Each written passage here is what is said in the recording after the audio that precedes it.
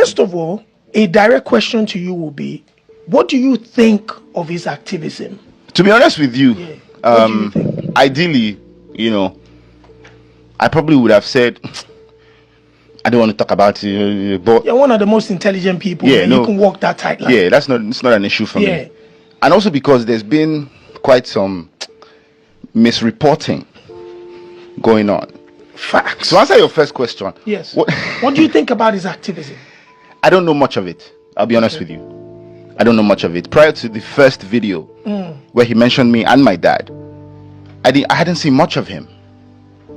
I hadn't seen. Yes. What I had seen, what I remember seeing was, I think this was probably like a while ago, some stuff about people that didn't have NAFDAC and they were selling products. And I thought, okay, that was the beginning. and Yes. at that time when I saw some of those clips, I was like, okay, this person seems to be doing Facts. something right. This is a good cause. Facts. But aside that, I wouldn't lie to you, I really haven't seen much of his work. Which can happen because social media algorithm takes people different ways. Yeah. Now this person one day thought it wise to turn on his ring light, sit down, and via direct statements, insinuations, and innuendos, allege that myself and my dad connived with some certain individuals to manipulate justice and bribe the EFCC, and adding that the reason I've done this is because I have a homosexual relationship with Bobrisky. Going further to say that my posturing as an activist, everything is false. Yeah. How did you feel about when that came out? Personally, how did you feel? How would anyone feel?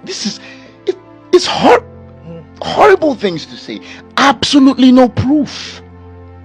Why would you just come and allege all these things? You have absolutely nothing to support all these statements. And this is why I say, when we speak about seed of discord, just ordinary Nigerians, I think also need to be a lot more careful in jumping into conclusions, and let's just look at things a bit more objectively, and somebody just coming up and alleging something shouldn't be the basis for which you draw your conclusion. What has this person shown to support this allegation?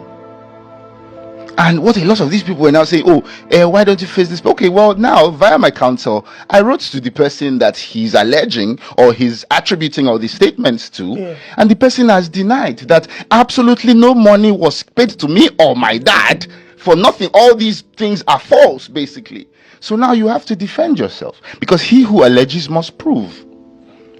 I have gone to court for defamation of character, because that's clearly what this is.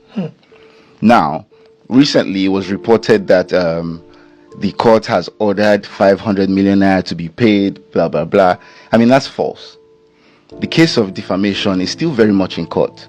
Yes, we have instituted proceedings for defamation, because of course that is what this is. That is very much still ongoing. However, there's something called interim applications, which you can do while a substantive case is still ongoing. You can apply to the court for an injunction to hold on to something, because this defamation still subsists. This video I speak of is still very much on his page, on his pages. He has not taken them down, and the application was for him to take those down. So the ruling that the court, exactly, thank you very much, the ruling that the court gave was, take this down and desist from any further defamatory remarks pending the determination of this substantive suit. That is what that is. That is what has been decided upon. Of course, in my defamation suit, I'm going to ask for damages, because that is the only remedy available in a civil suit. I'll have you know that there's a criminal angle to defamation. I chose not to go that route. So there is a criminal angle. There's a criminal angle to defamation now. He could very well have been arrested. But this so-called narrative that they are peddling now, because now that's the narrative that, oh, me and my family want to oppress this guy because we have legal muscle. Come on, man.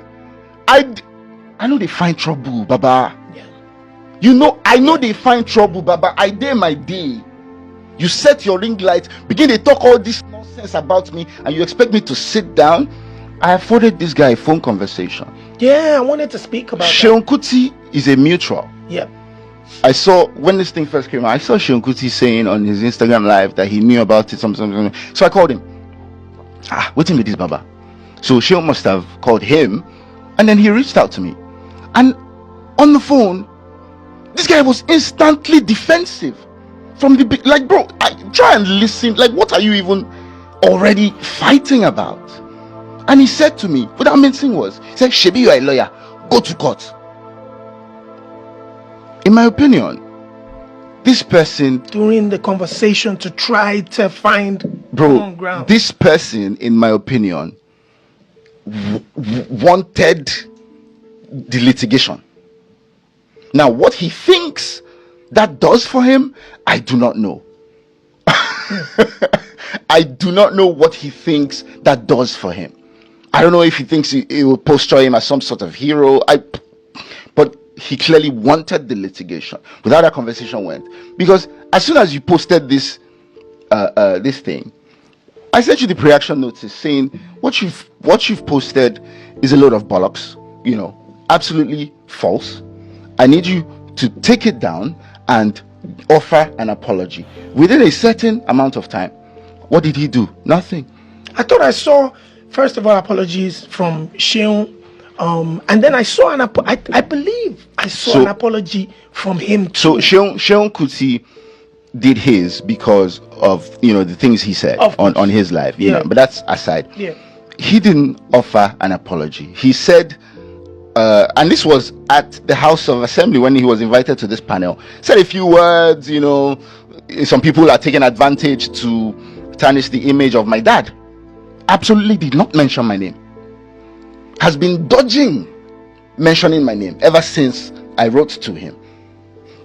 That same day, posted something on his Instagram story at falz the bad guy. Oh, I wish say you day here to see what's in the happen for you. Yeah. Come on, man. Bro, what are you doing? This is not an apology.